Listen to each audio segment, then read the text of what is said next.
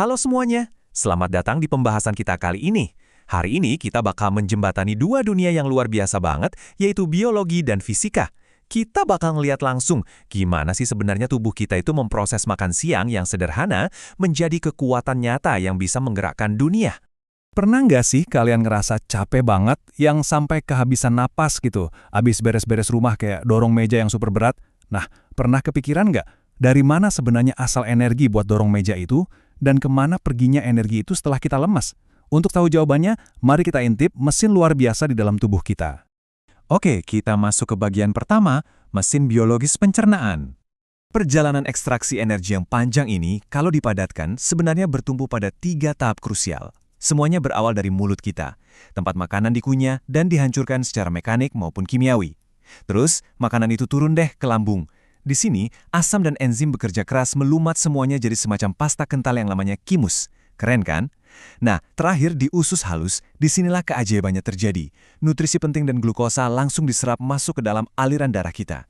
Tapi tunggu dulu, ini nih fakta yang menurut saya gila banget. Proses panjang untuk mecah molekul kompleks jadi energi siap pakai ini ternyata butuh waktu 30-40 jam loh buat selesai. Serius, bayangin aja, roti atau nasi yang kalian makan kemarin siang mungkin baru benar-benar jadi bensin buat kalian lari pagi ini. Lanjut ke bagian kedua, masalah pada saluran pencernaan. Sama halnya kayak mesin mobil yang rumit, sistem pencernaan kita juga kadang bisa turun mesin alias bermasalah. Kalau kita lihat dari data rekam medis, para ahli bisa melacak dengan jelas berbagai kegagalan sistem yang mengganggu proses ekstraksi energi ini. Jadi, masalah kayak diare, sembelit, atau wasir itu bukan cuma sekedar bikin perut nggak nyaman loh. Tapi itu adalah gangguan langsung pada suplai bahan bakar kita. Contohnya nih, GERD yang terjadi pas katup kerongkongan melemah dan asam lambung malah naik. Atau penyakit MAH yang melukai lapisan lambung kita. Oh ya, batu empedu juga masuk di daftarnya. Intinya, kalau mesin pencernaan ini bermasalah, tubuh kita jelas nggak bakal bisa memproses energi dengan efisien. Nah, disinilah titik baliknya. Nutrisi dan glukosa yang udah susah payah diekstrak tadi, akhirnya diubah menjadi energi. Dan dalam ilmu fisika, energi itu punya definisi yang sangat simpel tapi tegas, yaitu kapasitas atau kemampuan utama untuk melakukan suatu usaha fisik. Sekarang kita masuk ke bagian ketiga, konsep usaha. Di dunia fisika, yang namanya usaha itu sama sekali bukan tentang seberapa banyak keringat yang ngucur. Usaha itu cuma dihitung kalau gaya yang kalian berikan benar-benar bikin sebuah benda berpindah tempat. Jadi kalian bisa aja dorong tembok beton seharian sampai lemas tak berdaya, tapi karena temboknya diam dan nggak geser sedikit pun, ya secara fisika, usaha kalian adalah nol besar. Mengejutkan ya? Biar gampang, kita bandingin deh.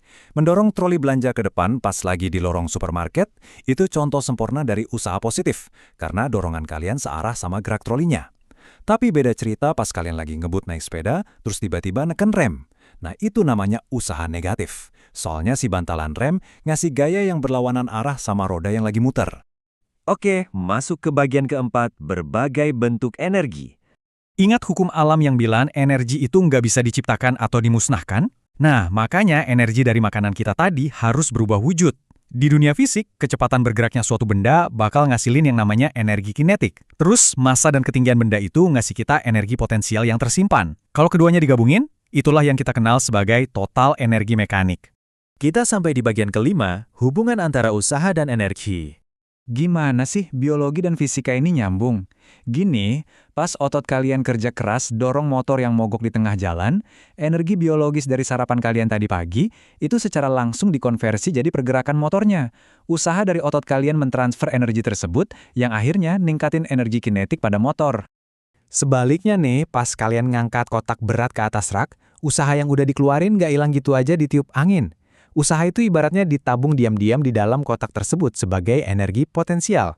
Kotaknya sekarang nyimpen energi dari jerih payah kalian, dan cuma nunggu gravitasi aja buat ngelepasin energi itu kalau misalnya kotaknya jatuh. Coba lihat sekeliling kita.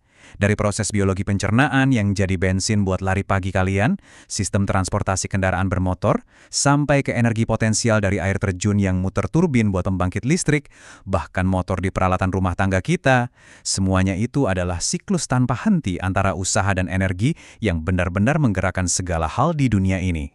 Nah, sebagai penutup dari pembahasan kita hari ini, coba deh luangin waktu sebentar buat mikirin mesin biologis luar biasa di dalam diri kalian masing-masing.